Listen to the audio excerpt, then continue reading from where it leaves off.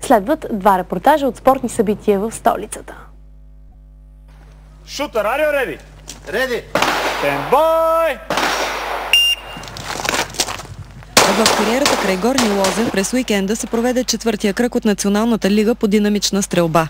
79 участници, включително и две дами, от всичките 12 клуба в България изпробваха мерник и бързина на 4 сцени с различен брой мишени. В първата имаше 9 цели, в следващите две по 16, а най-трудната четвъртата имаше 32 точки или общо всеки участник трябваше да направи минимум 73 изстрела.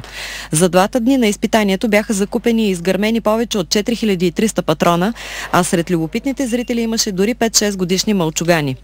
Най-многобройни бяха представителите на Софийския клуб по приложна стрелба «Динамик». 15 души в отборните фланелки застанаха на огневия рубеж в 5-те дивизии. В дивизия Open най-точен бе Виктор Антонов от Софийския клуб «Булет», следван от Емилиан Иванов и Стефан Маринов от клуб «Динамик». В Modified победители станаха Огнян Жеков от Старозагорския клуб «Робин», Стефан Стефанов от зона А София и Игнат Петров от клуб Седемте хълма Пловдив. В дивизия Стандарт се отличиха Милен Димитров от клуб «Динамик София», Методи Марков от «Робин» Стара Загора и Александър Кусев от «Динамик София». Сред продакшън най-бързи и точни бяха Росен Христов и Борислав Николов от зона А София, третия остана Красен Георгиев от Булет.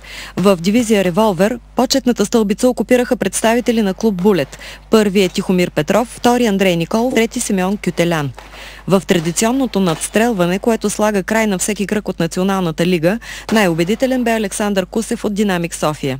След финала участници и зрители дълго коментираха състезанието, а глътката бира бе още по-приятна след добрите вести от Сърбия.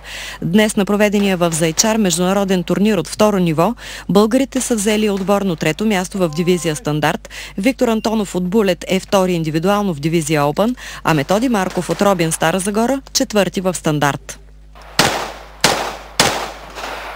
Ако си завършил, изпразни. Покажи празно.